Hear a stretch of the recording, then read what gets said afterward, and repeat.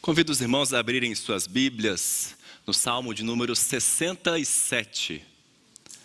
Salmo 67, o texto vai passar aqui na tela para você, mas é importante que você tenha uma Bíblia e possa acompanhar a leitura dos versículos. Nós vamos nos voltar a eles ao longo da mensagem. Salmo de número 67.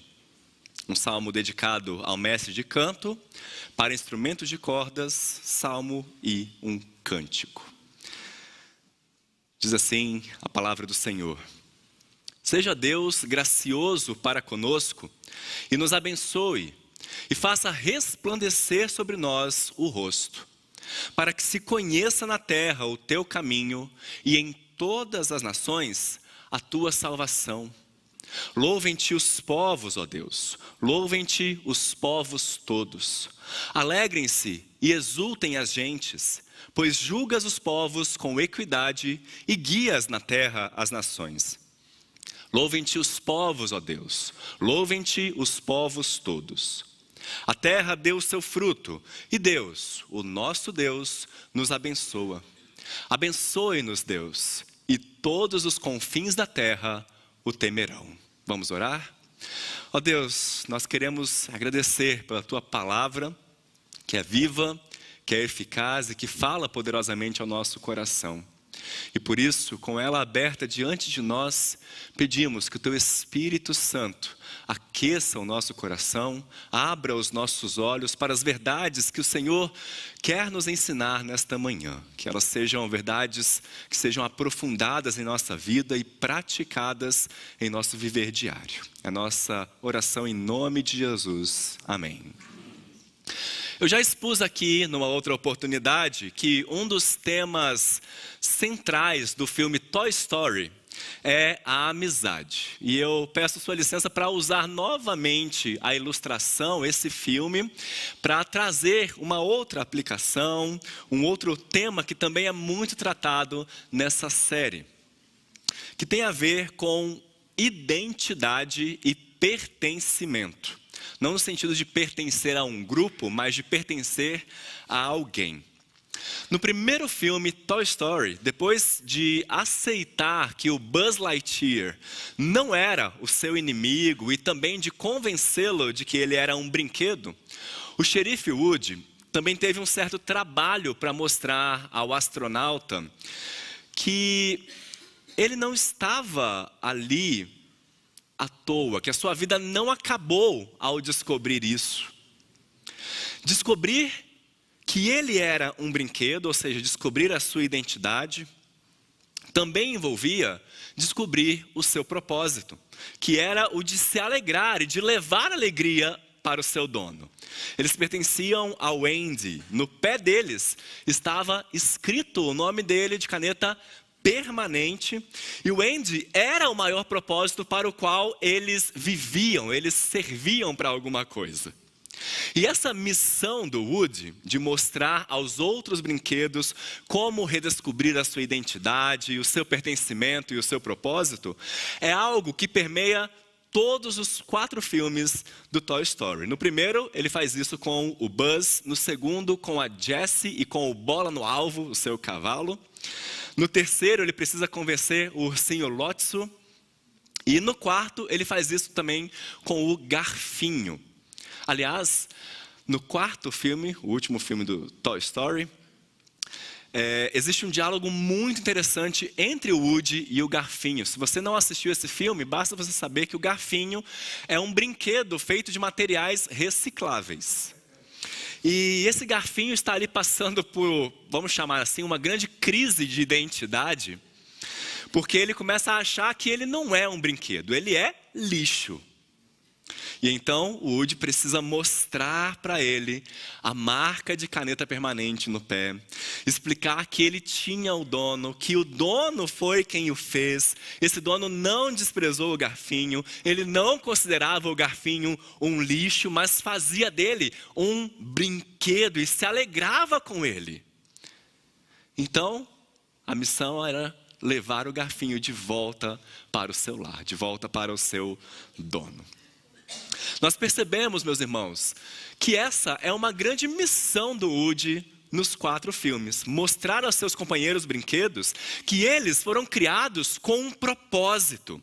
O seu dono escolheu cada um deles para que eles pudessem se alegrar juntos. Inclusive, essa é uma lição que o próprio Woody descobre ao longo do primeiro filme. No quarto do Andy, não tem lugar só para mim. Tem lugar para todos os brinquedos e todos podem se alegrar comigo. É nesse mesmo espírito que o livro de Salmos nos traz o salmo mais missionário da Bíblia, o Salmo 67, onde o salmista inicia com um pedido a Deus pela sua bênção, mas desenvolve com um convite a todos os povos, nações, línguas, raças, tribos. Vocês foram criados por um Deus maravilhoso.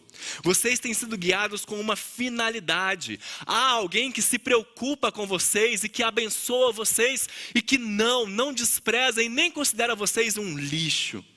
Por isso que todos os povos se alegrem em Deus. A primeira informação que nós temos aqui na palavra do Senhor é que essa poesia foi composta para ser utilizada com instrumentos de cordas, ou seja, isso era uma música. E se ela era uma música, nós podemos nos perguntar 2 coisas. Primeiro, a famosa frase, quem é o cantor? E segundo, quando foi que ele cantou isso, ou quando ele cantava essa música? Vamos nos deter primeiro a isso. Quando é que essa música era cantada? Bem, o verso 6 nos faz referência à colheita. A terra deu o seu fruto. E embora seja uma referência muito rápida, muito pequena, quase que aleatória, digamos assim, nós sabemos, primeiro, que não existe nenhuma palavra aleatória na Bíblia. Todas elas foram muito bem escolhidas. E segundo, isso também nos ajuda a entender o seguinte, meus irmãos. Os salmos que estão ao redor do Salmo 67, todos falam, primeiro, sobre colheita. Todos eles vão fazer referência à terra produzindo o seu fruto. E segundo, chamando nações para reconhecerem isso também. Então, tudo vai nos indicar, os principais comentaristas dos salmos vão dizer que este era um salmo escolhido para ser cantado nos festivais da colheita pelo povo judeu, pelo povo de Israel. Isso aqui já vai nos ajudar a entender o contexto do salmo, ele já vai tomando forma na nossa mente. Guarde muito bem essa informação, porque no final da mensagem nós vamos precisar dela para a gente concluir aqui a nossa meditação. Também é muito importante você perceber uma coisa aqui. O salmista está fazendo uma espécie de mashup. Não sei se você tem familiaridade com essa palavra. Mashup é uma mescla. Ele pega 2 textos que já existiam na sua época, 2 textos que eram muito famosos, que todo o povo de Israel sabia, e junta esses 2 textos. Então, ele faz dessa mescla uma nova composição, mas que soa familiar. E por isso vai mexer com as nossas emoções, com a nossa lembrança, vai trabalhar com a nossa nostalgia e trazer um novo olhar para essas verdades. Quais foram os 2 textos mesclados aqui? O primeiro deles foi a bênção sacerdotal, o texto que nós lemos no início do culto, lá em Números capítulo 6. E eu quero que você note como o salmista, ele basicamente quase que copiou a bênção aqui. Opa, está caindo. Quase que copiou a bênção aqui. 1 minuto, meus irmãos, me perdoem.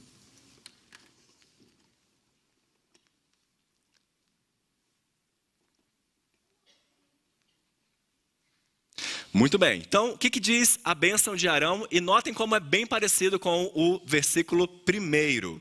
O Senhor te abençoe e te guarde, o Senhor faça resplandecer o rosto sobre ti e tenha misericórdia de ti.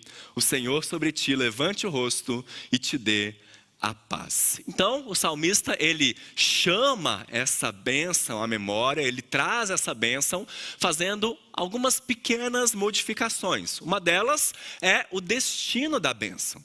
Ela não está mais destinada a um grupo, ou melhor, a uma pessoa específica, né? Ele não diz, o Senhor te abençoe e te guarde. O Senhor levante o seu rosto sobre ti.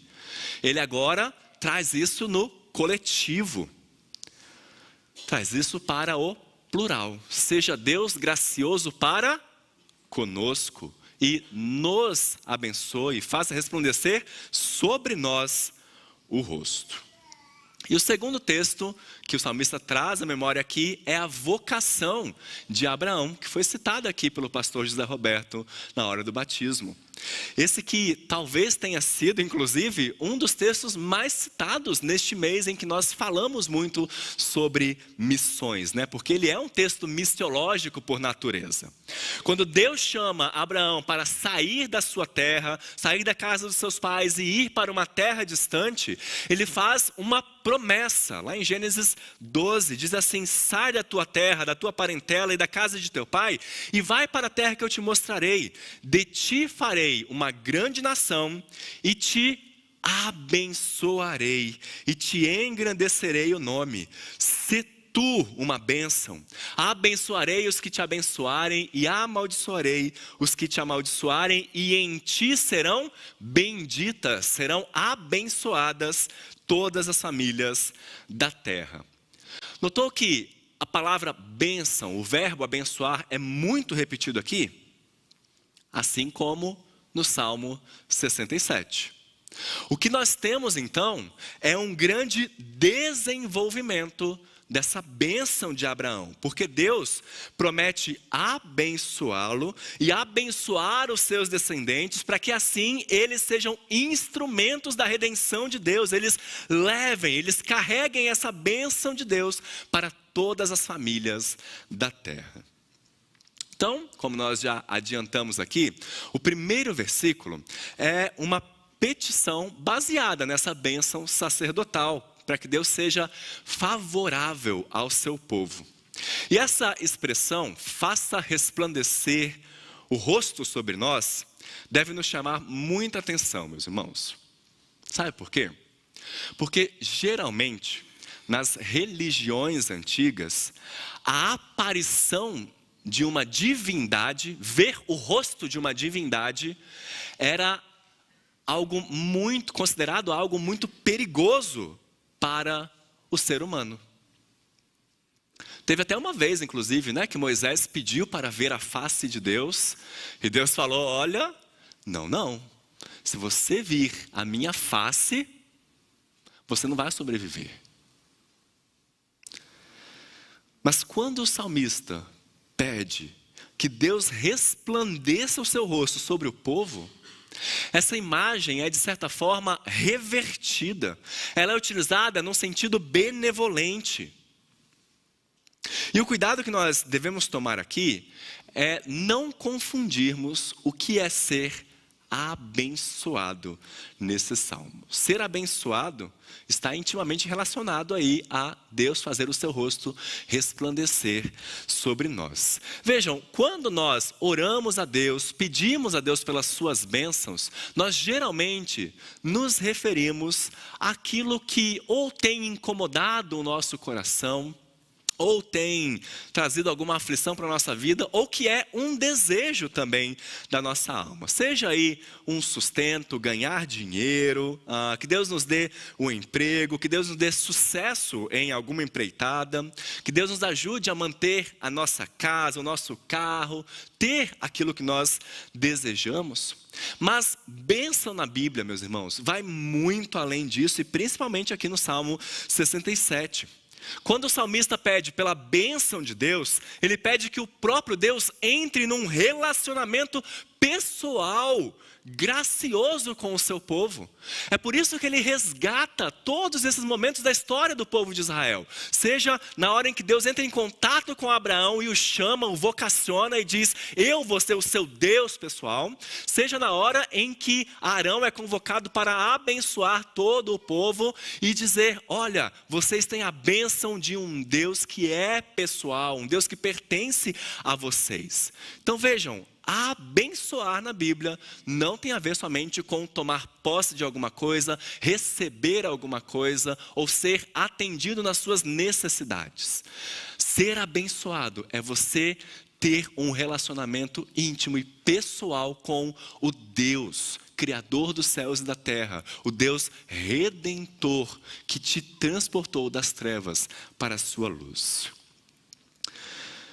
Eu não vou me aprofundar ainda mais nessa questão, porque na semana passada nós já ouvimos aqui, né, que nós temos sido alcançados com toda sorte de bênçãos espirituais pelo nosso Deus Pai. Que nós fomos alcançados por grandes bênçãos por parte da Trindade. Isso nos ensina, meus irmãos, que se a bênção espiritual, que é conhecer a Deus, não está na base de todas as bênçãos que nós pedimos, de todas as bênçãos que nós recebemos, incluindo a posse de coisas materiais, a vivência de uma vida feliz.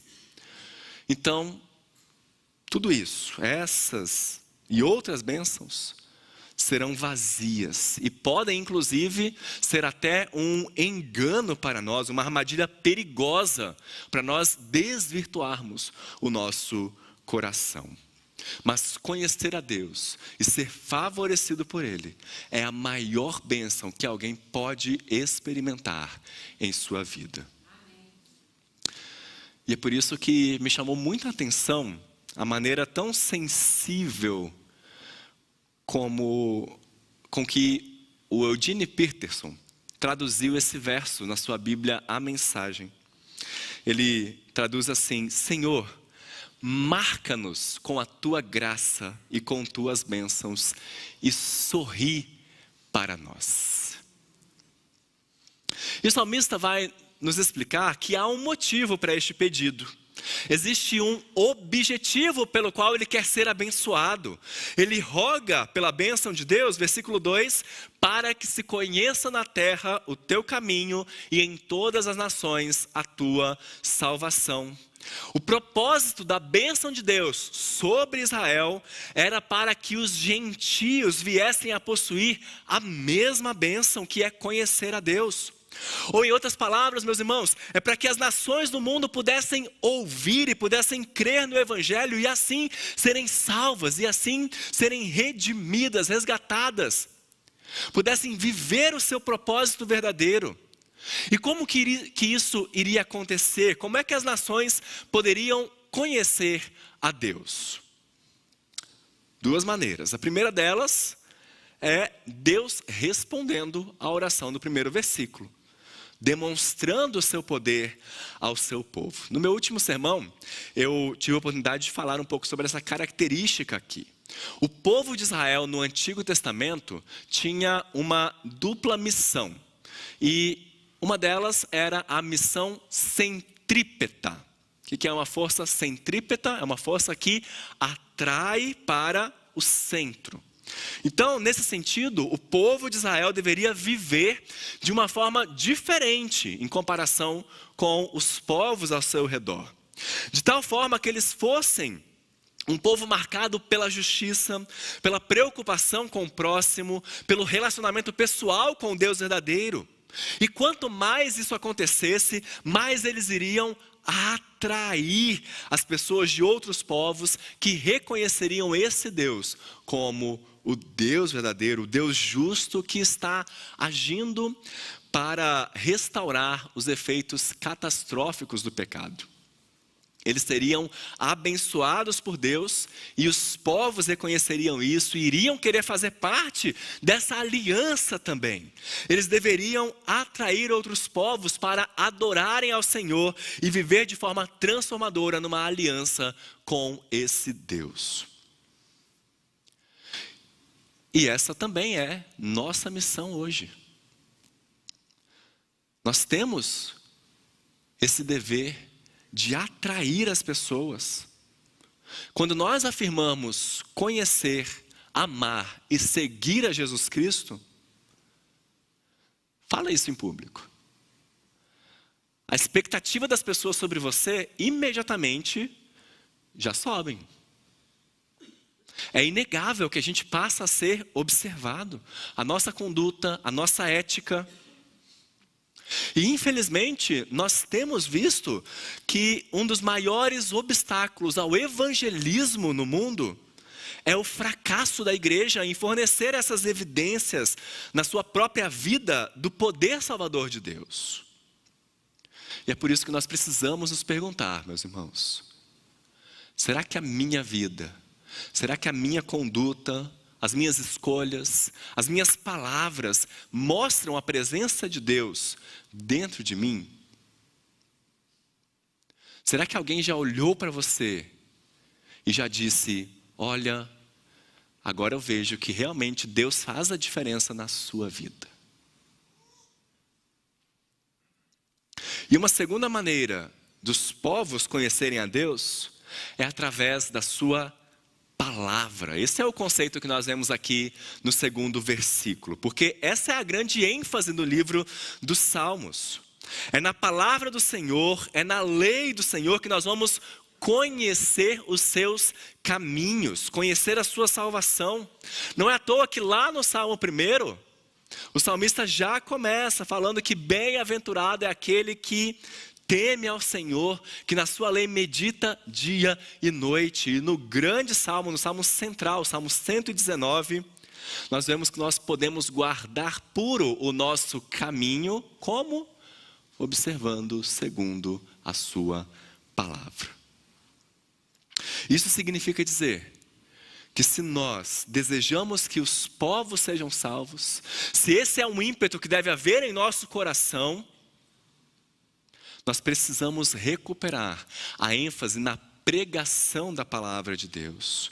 Nós precisamos incentivar e investir cada vez mais em pessoas que a traduzam, que a levem, que a preguem de maneira corajosa, anunciando os caminhos do Senhor e a sua salvação. Se havia uma missão centrípeta, também havia uma missão centrífuga, a missão de sair espalhando o evangelho, as boas novas de restauração e do governo de Deus sobre as nações. E os versos centrais do Salmo 67 vão nos mostrar o motivo pelo qual as nações devem se alegrar em Deus. Se até aqui havia um pedido pela bênção do Senhor, o propósito para isso acontecer, agora o salmista expõe o convite a todas as nações. Vejam aí versos 3 a 5. Louvem-te os povos, ó Deus, louvem-te os povos todos. Alegrem-se e exultem as gentes, pois julgas os povos com equidade e guias na terra as nações. Louvem-te os povos, ó Deus, louvem-te os povos todos. Por que motivo os povos deveriam louvar ao Senhor? O primeiro deles, porque Deus julga os povos com equidade. Julgar aqui não tem a ver somente com você condenar alguma coisa, né? Condenar os ímpios, mas sim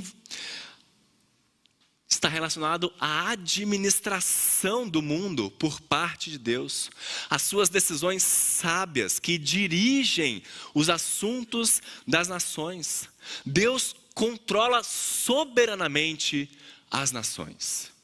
E esse controle é feito de que forma? Veja aí, com equidade, com igualdade absoluta. Porque sob o governo de Deus, todas as pessoas são tratadas igualmente. A sua administração é perfeitamente justa. O Senhor demonstra que Ele não é um Deus nacional, circunscrito somente a um povo específico ao longo da história. Pelo contrário, Ele é o Deus soberano do mundo. As suas decisões são justas para que todas as pessoas sejam tratadas com equidade e o conheçam. E a segunda razão pela qual as pessoas devem louvar a Deus é que Deus guia na terra as nações. O verbo guiar aqui é o mesmo do Salmo 23. Guia-me pelas veredas da justiça. É uma expressão que reforça a soberania de Deus sobre a vida das nações do mundo. Ele as está guiando de acordo com o seu plano. E é por isso que o salmista, ele o tempo inteiro não, 2 vezes, né? Mas que nesse salmo significa o tempo inteiro, ele convida as nações para louvarem ao Senhor. Louvem-te todos os povos. E o salmo termina com uma descrição da terra produzindo colheitas abundantes, que é um dos sinais da bênção de Deus. Derek Kidner, um comentarista, vai explicar que essa é novamente uma oração a Deus. Que Deus, que produz tanta coisa a partir de tão pouco, distribuindo-a em amor, possa nos abençoar de tal modo que nós nos tornemos, por sua vez, a bênção do mundo inteiro. Então, no final do salmo, o salmista, ele recupera novamente a bênção destinada a Abraão para falar: Senhor, cumpra isso sobre a nossa vida, que nós possamos ser bênção e abençoar todo o mundo. Meus irmãos, inegavelmente, esse salmo faz referência a um novo tempo. Um momento em que as nações terão oportunidade de conhecer a Deus. Ou seja, existe aqui uma perspectiva escatológica.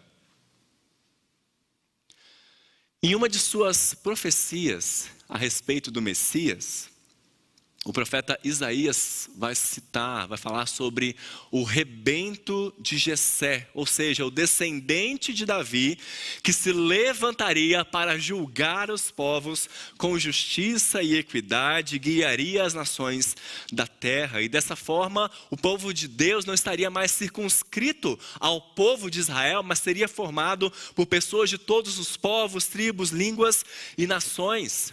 E como nós sabemos, meus irmãos, como nós anunciamos, o rebento de Jessé veio, ele nasceu. A raiz de Davi viveu entre nós.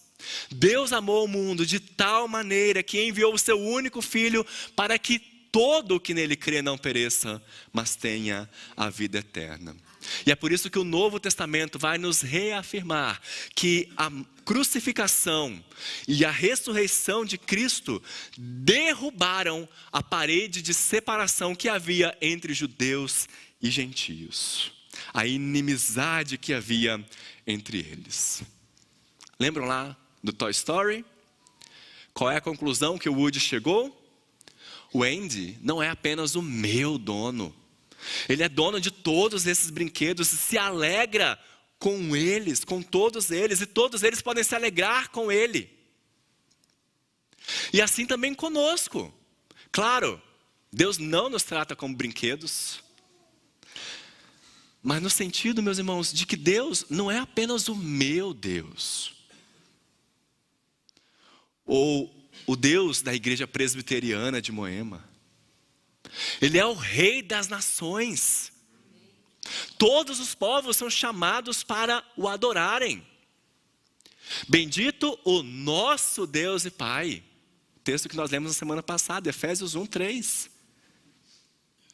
O desejo do salmista de ver pessoas das muitas e diferentes nações dando louvores ao Senhor já começou a ser cumprido. E a prova disso é que você está aqui. Nós fomos enxertados na videira. Você lembra que eu falei que saber que esse salmo era realmente uma música faz toda a diferença? Saber que ele era cantado na festa da colheita. Sabe por quê? Você se lembra como é que se chama a festa da colheita no Antigo Testamento? Pentecostes. O Salmo 67 retoma a bênção sacerdotal, estendendo-a a todos os povos. Ele relembra o chamado de Abraão para ser instrumento da bênção de Deus a todas as famílias da terra. E ele profetiza ou antecipa o que acontece no Pentecostes cristão. Foi no Pentecostes cristão que o Espírito Santo desceu sobre os discípulos de Jesus que estavam ali reunidos, e ali eles começaram a falar em outros idiomas de uma forma tão impressionante, que as pessoas que estavam em Jerusalém naqueles dias, vindas de todas as nações, começaram a ouvir o Evangelho sendo pregado na sua própria língua. E nós, meus irmãos, nós somos resultado, somos fruto desse novo mover de Deus, que estendeu as suas bênçãos a todas as nações, para que assim nós possamos nos alegrar, nós possamos saber que nós pertencemos a alguém que nos ama, que nos quer bem, que nos trata como seus filhos, para que nós possamos viver cumprindo o propósito para o qual nós somos criados, o propósito que Ele tem para nós, de o adorarmos, de desfrutarmos das bênçãos que Ele nos dá e de sermos bênçãos para outras pessoas, convidarmos outras pessoas para desfrutarem disso também.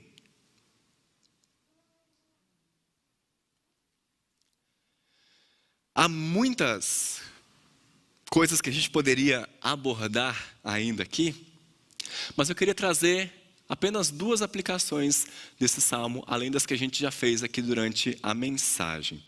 A primeira delas é o seguinte: um dos ensinos desse salmo para nós é a importância de nós crermos na ação de Deus, de nós crermos na sua misericórdia, na sua graça, no seu amor estendido a todas as pessoas, e com isso clamarmos a Ele por um tempo de vivificação.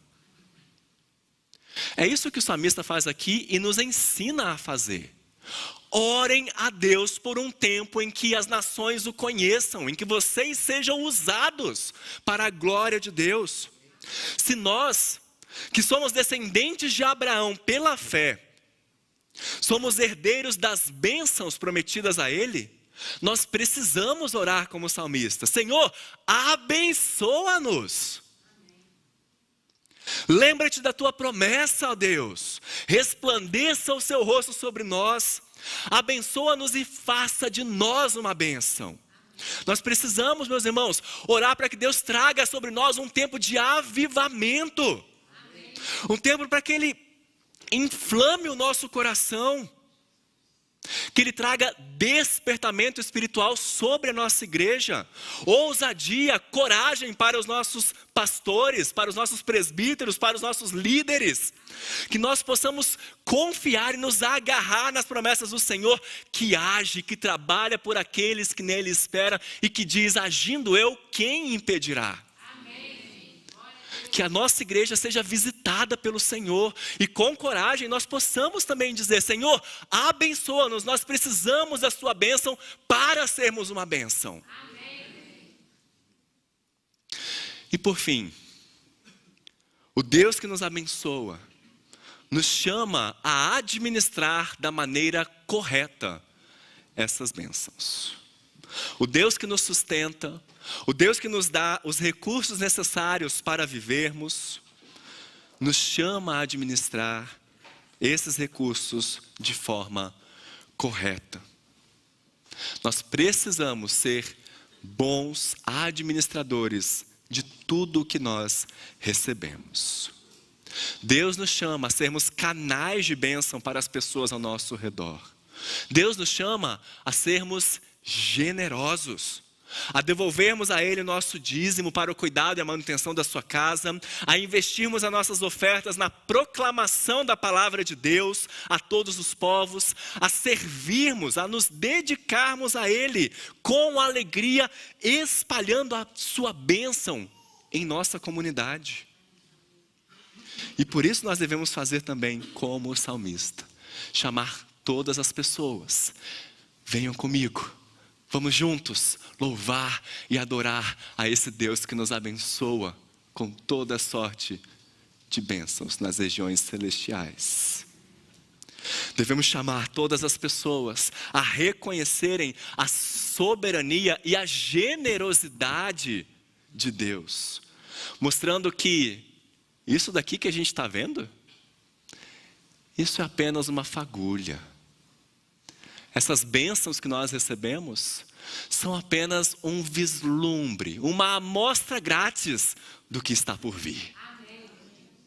Uma antecipação das bênçãos maiores, de nós vivermos para sempre na sua presença, louvando e engrandecendo o nosso Deus. E ali, no novo céu e na nova terra, juntos, com pessoas de todo povo, língua, raça e nação, estaremos diante do Cordeiro que nos salvou, que nos chamou para sermos dele, que nos abençoou, desfrutando das suas bênçãos para sempre. Bênçãos muito maiores, meus irmãos. É a promessa do Senhor. Nem olhos viram, nem ouvidos ouviram o que Deus tem preparado para aqueles que o amam. Desfrute disso. Peça a Deus: Senhor, me abençoe e me ajude a viver com os olhos voltados para o futuro, quando essas bênçãos serão ainda maiores. Que esse seja o desejo do nosso coração, cumprir o nosso propósito de chamar as pessoas, chamar as nações, para que se alegrem em Deus e descubram o seu propósito. Amém? Deus te abençoe.